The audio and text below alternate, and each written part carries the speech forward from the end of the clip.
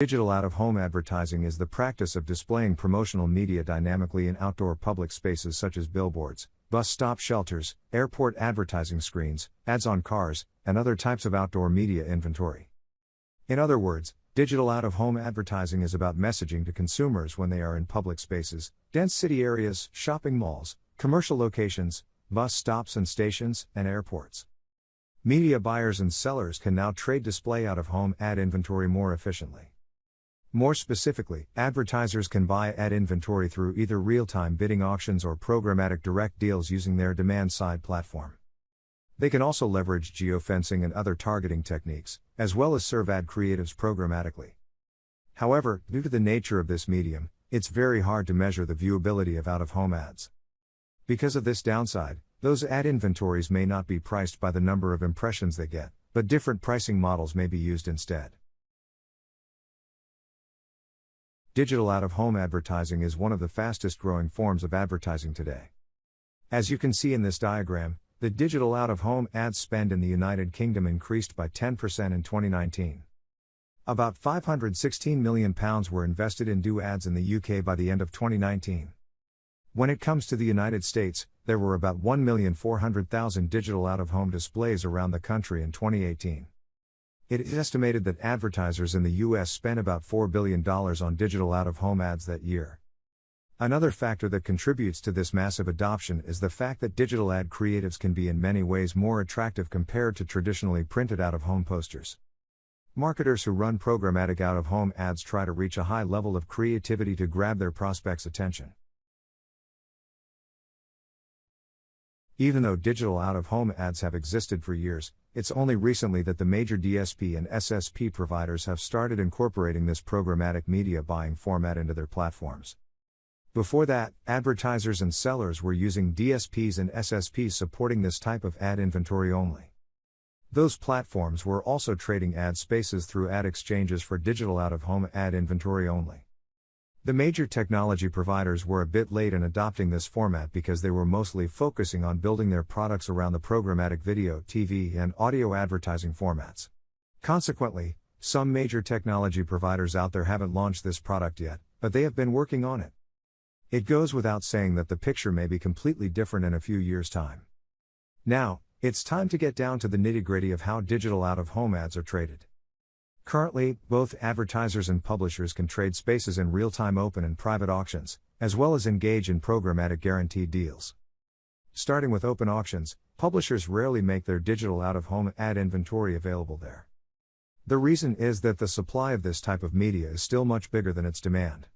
Therefore, selling it in open auctions would lead to undervaluation of the ad inventory, and basically get it sold for peanuts. Many publishers make their digital out-of-home ad inventory available in private auctions. They do so because they can set a price floor, which doesn't lead to undervaluation of their ad inventory. However, the most common approach is when an advertiser and a publisher strike a programmatic guaranteed deal. Programmatic guaranteed is a one-to-one media buying process, where both parties agree on campaign terms and negotiate on prices. Digital out-of-home ads can be found in nearly every shape and size. However, the industry lacks standardized guidelines and technical specifications. Those would vary by screen size and the digital out-of-home network in which a publisher participates.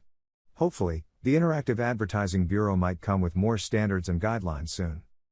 That being said, there are 4 categories of digital out-of-home ad formats: the large, spectaculars, venue-based and public, and custom formats. When it comes to the large formats, those are designed for clear viewing. Displays supporting large format adverts are placed more than 50 feet or 15 meters higher than street level. Those are typically found on highways, high-traffic commercial areas, as well as major metropolitan areas. Large formats usually deliver high exposure and are available in a wide range of markets. In this example, you see a huge digital billboard that was placed next to a highway. Spectaculars are considered high-impact ad units with full motion, often targeting pedestrians who walk in dense foot traffic areas such as Piccadilly Circus in London, Times Square in New York City, and downtown Los Angeles. In this example, you see spectacular ad units placed in Times Square, New York. Venue-based and public ad spaces typically focus on targeting pedestrian traffic and are commonly found at street level or within a venue. Examples include displays found in health clubs, airports, municipal properties, office buildings, and taxis.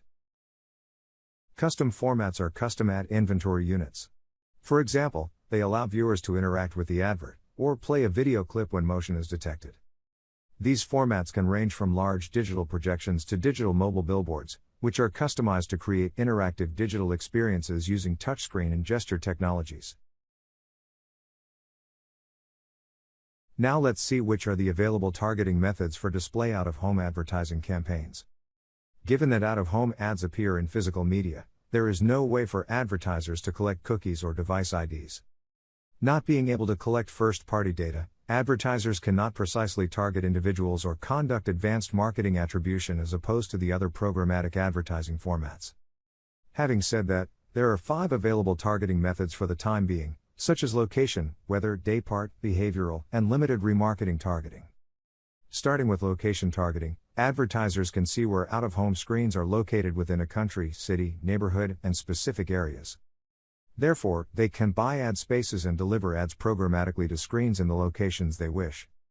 Usually, they choose to show more specific promotional messages to certain areas like specific venues, and more generic messages to wider geographic regions. Digital out-of-home creatives can also be served based on weather events. No matter where the target audience is, the weather constantly determines their daily activities and purchasing needs.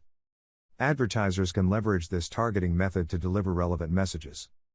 To take an example, a big retail store could show ad creatives promoting ACs on very warm days, raincoats and boots on rainy days, and sunglasses on sunny days. Advertisers can also serve specific ads to certain days and dayparts.